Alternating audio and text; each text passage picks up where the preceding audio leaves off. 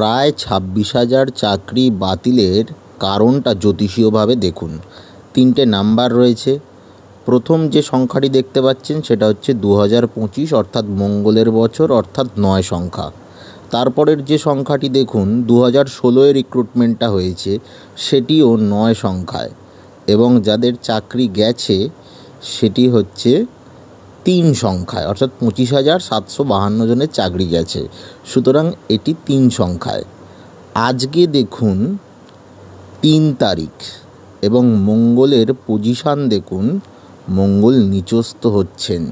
পেয়েছেন চাকরি মঙ্গলের সংখ্যার বছরে, চাকরি গিয়েছে মঙ্গলের সংখ্যার বছরে, যখন কিনা মঙ্গল সেনাপতি নিচস্থ, এবং আজকে ৩ তারিখ এবং যে সংখ্যার চাকরি যাচ্ছে অর্থাৎ ২৫,৭৫২ সেটাও কিন্তু ৩।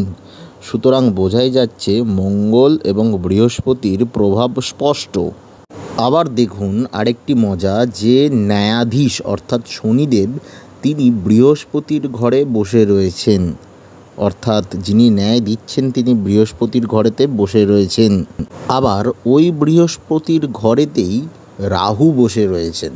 সুতরাং এমন সময়তে রায় আসছে যেখানে রায়ের স্বচ্ছতা নিয়ে অনেকেই প্রশ্ন তুলছেন, অর্থাৎ রাহুর এই যে ভ্রমিতকরণ বৃহস্পতিকে এবং শনির যে ন্যায়দান, তো সেইটা বৃহস্পতির রাশি অর্থাৎ মীন রাশিতে সেটিকে অস্বীকার করা যায় না। এবং যদি বৃশ্চিক লগ্নের সাপেক্ষে দেখা যায়, অর্থাৎ যেখানে এএস লেখা আছে অ্যাসেন্ডেন্ট, এবং তার সাপেক্ষে যদি দেখা যায় সেইখান থেকে এই যে ট্রানজিট হয়েছে, অর্থাৎ আমরা যদি ধরি শনিদেবের মীন রাশিতে গমন হয়েছে, যেখানে কিনা রাহুদেবও বসে রয়েছেন, তো সেখানেতে আমরা যদি হাউস ওয়াইজ দেখি সেটা হচ্ছে পঞ্চম ঘর। পঞ্চম হচ্ছে শিক্ষার ঘর, এবং সেই জায়গাটাকে নিয়েই কিন্তু প্রশ্ন উঠছে এবং ন্যায় আসছে, ন্যায় অন্যায় যাই যেটা ধরবেন না কেন আপনারা। তো বোঝাই যাচ্ছে যে জ্যোতিষীয় কানেকশান কিভাবে উত্তর থেকেও অনেক প্রশ্নের সমাধানের ক্ষেত্রতে নিয়ে চলে যেতে পারে।